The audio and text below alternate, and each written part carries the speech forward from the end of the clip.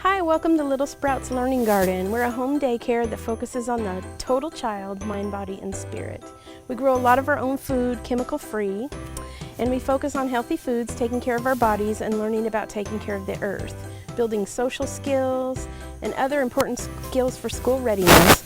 We respect each other and we respect those around us. My name is Christina. I love kids, I love Jesus, and I love my family. You could learn more about what we do at Little Sprouts at our blog, which is littlesproutslearning.co, or at our Facebook page, which is the same, at Little Sprouts Learning Garden. Why would we want to grow our own food at Little Sprouts? Why go to all the trouble? Kids are 80% more likely to try something if they've had the experience of growing it. Putting the seeds in the ground, having the sensory experience of watching it grow, smelling the plants, touching it, seeing the colors, the sounds in the garden, everything that really interests them in wanting to eat it. And then if you let them prepare the food, the percentage is even higher. So you could let them cut up strawberries or any kind of food preparation like that, or even let them cook it if they're old enough, and that makes them want to eat it even more. And there's a lot of interesting textures, flavors, and things that they would never get to try if you didn't grow it yourself. Picking fresh fruits and vegetables and bringing them inside for lunch or snacks provides extra nutrients that are lost when grocery store produce travels long distances. Food from the garden is safer than any other food available because we know what's in it, what's on it, and what's not. We're avoiding all chemicals in our garden in order to have the safest, cleanest produce available.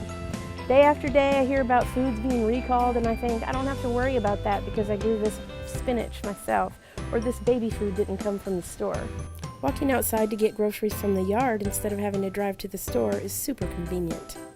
A packet of seeds is far less expensive than store-bought produce, and it can grow multiple plants full of produce for several years. A $2 packet of seeds could have 25 watermelon seeds in it that will each grow multiple watermelons. If you were able to grow just 5 watermelons from each seeds, that would be 125 watermelons for $2. How much less expensive can you get than that? Being in the garden nurtures the soul. Being connected with nature is a surreal experience that's hard to describe in words.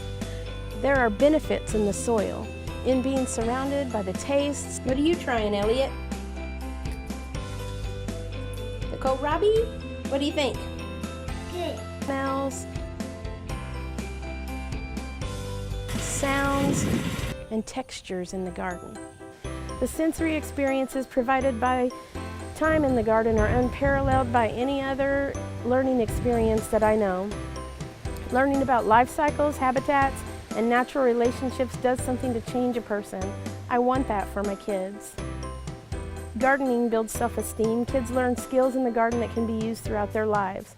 These skills also help build their self-image and gives them confidence in their own abilities. It teaches them skills to care for themselves. The garden gives kids a sense of accomplishment knowing something they planted grew and flourished. Getting to see a tiny radish seed produce radishes in just a few weeks is amazing. It's a life-altering kind of amazing. The basics of gardening are simple. Put seeds and plants in the dirt and give them sun, water, and they will grow. Don't make it too complicated and you will enjoy it. Start small. You don't want to take on too much and overwhelm yourself. There will be chores like weeding and making sure the plants have enough water, and you need to learn to care for the plants in small numbers before you dig up an acre of planting space. Keep it simple. Don't try to do too many things in one place so your plants don't have enough room to grow. Don't try to learn everything at once. Be patient with yourself and give yourself time to learn. Don't expect the garden or the kids' behavior to be perfect. We have toys in our garden for the kids who are not as into gardening as the others. I have kids who just want to plant once, maybe out of 10 times, and I have kids that would plant an hour a day every day. They never get tired of planting and harvesting. I have a play area in both gardens for the kids who aren't interested that day. Also, you can't expect perfection from the garden. You're going to have bugs, animals, fungus, and weather destroy something in your garden. We even one year had a tree fall on ours, but we just picked it up and went back on with our garden. You're going to have a few weeds poking up here and there. You're going to have kids who plant the rows out of order so they aren't straight. You're going to have seeds that won't germinate, or surprises like occasional killing frost that wipes out your crops, or a packet of seeds that are duds. Each disaster teaches you something that you can do differently next time. Each failure shows you the garden will do as it pleases. There's always more to learn. You need good planting soil. You should be able to squeeze a handful of your soil in your hand and it should press together. Maybe not stay together like clay. If you want to make some planting mix, check out Mel's Mix of Square Foot Gardening. If you already have soil and it's too powdery or too much like clay, you can amend it. Just make sure you have your great soil prepared before you do anything else. You need a convenient water source. If you have to carry heavy buckets of water to your garden, it's likely that it's not going to get done often enough. Make sure you have an easy way to transport water so you will keep it up through the hot summer. You need at least 8 hours of good sunlight per day. If your garden gets too much shade, it's not going to grow as well as you might like it to. You need seeds or plants the kids can plant. Many things grow better from seed while others grow better from seedlings. Tomatoes and peppers will fare much better if you buy already established seedlings. They are very persnickety about temperatures. Other things are fine to plant from seed right in the ground. Step 1 in gardening with kids is to choose a location for the garden. Check to make sure it gets enough sun and is close to a water source. Step 2 is to provide a place to gather. A small shady area nearby or some chairs will be great for sitting to rest when the garden chores are done. Step 3 is to build your plot. You can either build raised beds, use containers, or till the ground to prepare the soil. Step 4 is to get planting. That's the fun part. What are the effects of gardening? Your children will get to witness miracles. Have you ever seen a seed germinate? It's a dead, dry seed, and adding moist soil makes it come to life. There isn't much in this world that's greater than that. Your children will be more in tune with nature. The connection with nature is part of us that we're losing as we become an inside society. Your kids will learn about plants, animals, and insects. They will learn beneficial and non-beneficial species. They'll learn about life cycles, and they'll learn about animal behavior. We have learned some of the most amazing things in our garden. And before we had the garden, I didn't even realize how much fun wildlife there was coming in the garden. But we've seen geese, possums, rabbits, frogs, kind of frogs we didn't even know we had at our house that go out there and eat a big pile of ants. Just amazing. Your kids will learn where their food comes from. When we first planned our first garden, we talked about what the kids wanted to grow to eat. I got answers from the kids like hamburgers, spaghetti, hamburgers, Kids are so far removed from where their food comes from, they really don't know how things are grown that we eat. Even I, being in my 40s and the granddaughter of farmers, did not realize a lot of things about the production of food. I was blown away to learn how asparagus and artichoke plants look. I was amazed at the beauty of the okra flower, and even though it's not food, I was floored to find out you can grow loofah sponges. What? Your children will have the benefits of having their hands in the dirt. Studies show the mental and physical health benefits of having your hands in the dirt. I want these benefits for myself and my kids. It's great exercise to work in the garden, and it gives us exposure to sunshine and fresh air. Your kids will always have clean, healthy food to eat. What could be better than knowing their food is the purest you can possibly give them? You know nothing has been sprayed on it that will harm them. You know that it hasn't been exposed to chemicals. You know that it's good, and you know that it's fresh. I had a 10-year-old that would say gardening is funner than video games, and video games rate pretty darn high for this kid. What do you think the funnest part about growing something is? Picking it. Painting Do you it. like to eat stuff? Yeah. Yeah. Do you want to taste these? Yes. I love Brussels sprouts. I still have chicken in me. Yeah, we just I don't eat. I still have Cheers with us, Junior. You can peel the leaves off the outside to get to a clean part. How has gardening here changed your life at home? I started getting outside more because you have to water it quite a bit, and I have made some of my friends, they've started growing gardens because of me, and I think it's better for the earth because the stores put chemicals in theirs, and if we grow some, we don't put any chemicals in ours. In the food? Yeah. What about you, Charlie? How has gardening here changed your life at home? tried more food that I did not like. Like what? kale that was? Kale? Yeah. Mm-hmm. We have some growing right over there. And I've also been eating healthier Yeah. because I used to just eat a whole bunch of Candy. little Debbie's and all of that stuff. And then for snacks, we've been like, you can like in the summer have like actual like vegetables, like put ranch or fruit. something on it, or fruit, Apples. And they're yummy. instead of eating a lot of chocolate. Remember doing the worm compost?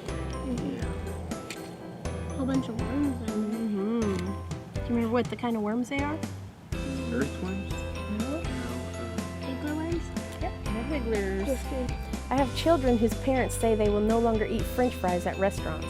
They want vegetables. The families you serve will be introduced to new foods by their own children, which have great influence over them. They will like that you're getting their kids to try new and healthy foods.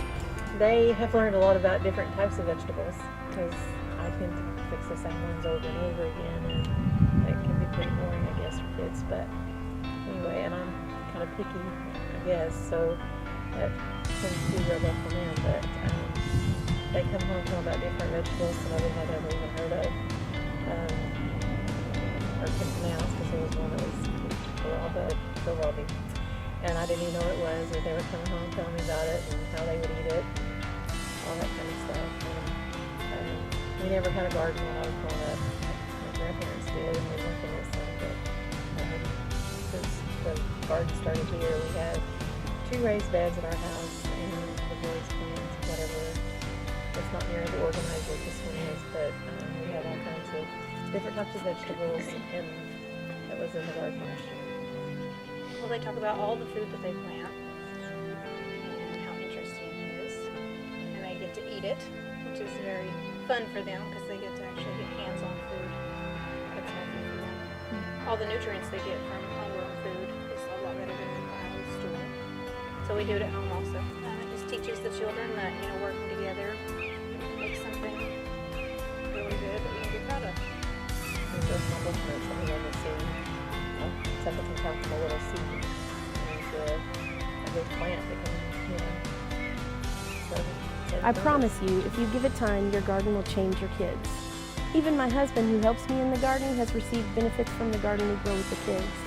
He has a lot of pride in what we're doing and the part he plays in it, and he has also learned to like more variety of food and adopted a healthier lifestyle.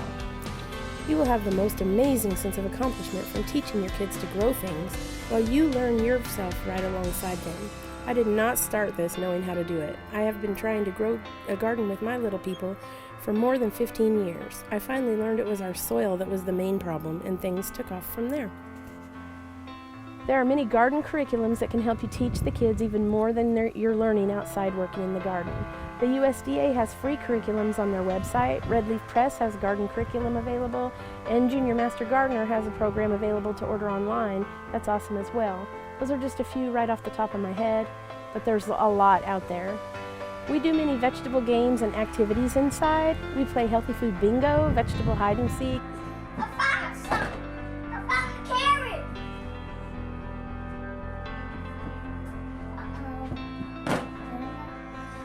All the vegetables. In other games we make up about vegetables. We talk about the foods we are eating that we grew. A few days ago we cooked some dried pinto beans that we had grown in the garden. I told the kids when I got them out to cook them that those were the beans we planted. We grew, we picked, and we popped out of their shells, and they could not wait until they were ready to eat. They were stoked. We write stories about the garden and draw pictures to go with them. We journal about the garden and talk about the garden while we're planting it. The kids get to take extra food from the garden home to eat there as well. This gives healthy, nutritious foods for their family, gives the kids such a sense of pride, and shows the kids that sharing is good. That's one of their favorite things, is to take home food that we grew. I teach the kids how to wash and prepare the foods we're growing for eating. They get to cut up carrots into sticks or slice cucumbers that we make into pickles. They get to choose what they eat from the garden and how it's going to be prepared. There are many ways to make the garden part of your everyday world. Use your imagination to think of ways to stretch the experiences in the garden into every part of your day, because it has so much to offer. We can learn counting, addition, subtraction, multiplication, division, measuring, fractions, percentages, weight, height, bigger, smaller, colors, order, sensory exposure to scent, sight, sound, textures, taste, all the 5 senses, pre-reading skills, science, the study of bugs and animals, the study of plants, hybridization, seed saving, comparison, nutrition, what nutrients your plants need, water needs, how to know when something is ripe, different techniques of planting and picking that strengthen fine motor skills, color, shapes, sizes, picking weeds and building beds, including filling them with planting medium for gross motor strengthening, dramatic play, social skills, taking turns, patience, acceptance of loss, plant identification, writing, and I could go on forever. Any lesson in the core standards that you can think of can be adapted and taught in the garden, and most of them the garden teaches us. This is a magical place with so much to offer all of us. All we have to do is take advantage of the opportunities nature is giving us. This is an invaluable experience that cannot be overlooked. I encourage you to get out and grow something with a young person today. And if you don't have young people in your life, I promise the garden will change you too.